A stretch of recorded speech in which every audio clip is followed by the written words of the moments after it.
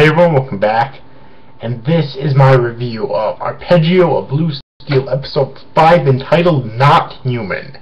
The I-401 returns to Yokosuka to pick up the secret weapon developed by the Japanese government, the vibration warhead, before returning to their base at Iwo Jima to make the final preparations for its journey across the Pacific.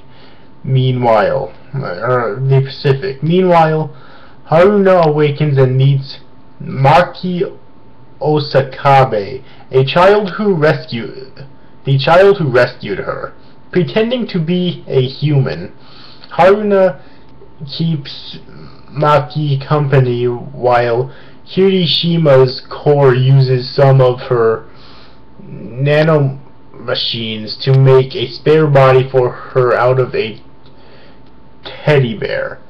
Takao arrives at Iwo Jima ahead of I-401 but is stopped by a vicious attack from unknown origin. Realizing that Maki is related to the deceased Tojiro Osakabe, the creator of the vibration warhead, Haruna and Kirishima contact their flagship Kongo and are instructed to investigate further.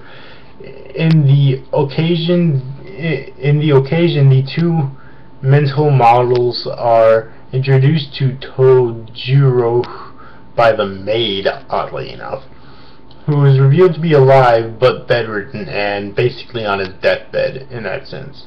Tojiro reveals that after several failed attempts to develop a weapon to counter the fleet of fog, he came up with a plan to create an artificial being with superior intellect capable to succeed where he did not, and the only surviving offspring of said project is Maki, who was the true creator of the vibration warhead.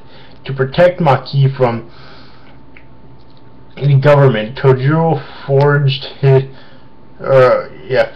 his own death and kept watching over her from the shadows, but knowing it has not much time left, and seeing how attached she became to them, he asks Haruna and Kirishima to take care of her. However, the army is already aware that Maki had made contact with ships of the fog and sends a unit to dispose of her. And that sums up what happened in this episode. So, this episode was very interesting. It wasn't as good as some of the previous episodes have been until towards the end, when the plot actually started advancing a little bit more. With the first part of this episode, the plot wasn't really advancing, but it was still entertaining.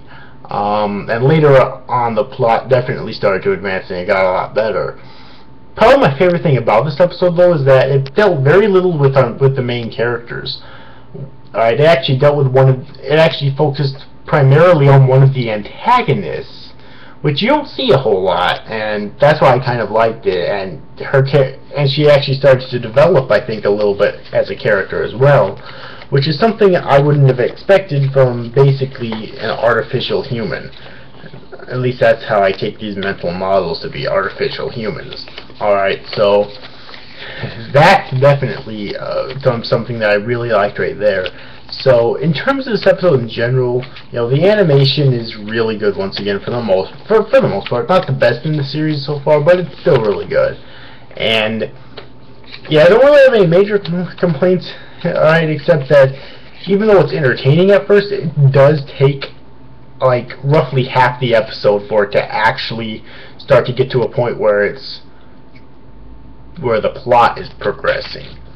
Alright, so that's probably my only actual gripe about the episode, but other than that, I really enjoyed it. So yeah. But anyways, overall, hope you enjoyed this review, guys. These after guys, thanks for watching. Bye bye.